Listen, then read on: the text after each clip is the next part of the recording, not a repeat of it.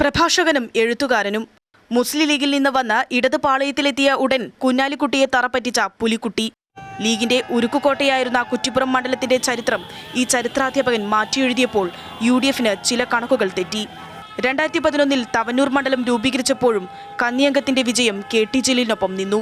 ഇടതുപക്ഷക്കാരൻ എന്നതിനൊപ്പം വ്യക്തിപ്രഭാവത്തിലൂടെ നേടിയ സ്വീകാര്യതയായിരുന്നു പ്രധാനം. ശബ്ദവും പ്രഭാഷണ ശൈലിയും പാർട്ടി പ്രവർത്തകർക്കൊപ്പം പൊതുജനങ്ങൾക്കും ആവേശം നൽകി. മുസ്ലിം ലീഗ് സംസ്ഥാന പ്രവർത്തക സമിതി അംഗവും യൂത്ത് ലീഗ് സംസ്ഥാന ജനറൽ സെക്രട്ടറിയുമാകുമ്പോഴാണ് നേതൃത്വത്തിന്റെ നിലപാടുകളിൽ പരസ്യമായി പ്രതിഷേധിച്ച് ജലീൽ പുറത്താവുന്നത്. തുടർന്ന് LDFിലേക്ക് മാറിയപ്പോഴെല്ലാം വേണ്ടത്ര പരിഗണന ലഭിക്കാതെ ജലീൽ തിരികെ വരുമെന്ന് ലീഗ് പ്രത്യാശിച്ചു. എന്നാൽ പുലിക്കുട്ടിയായി വന്ന ജലീലിന് CPIM മറ്റാരേക്കാളും പിന്തുണ നൽകി.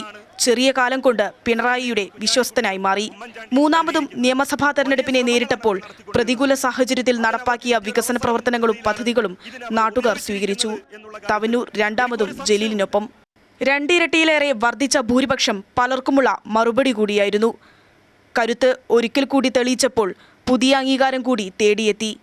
നേരത്തെയുണ്ടായിരുന്ന ജില്ലയിലെ 5 മന്ത്രിമാർക്ക് പകരം ഒറ്റയാൻ.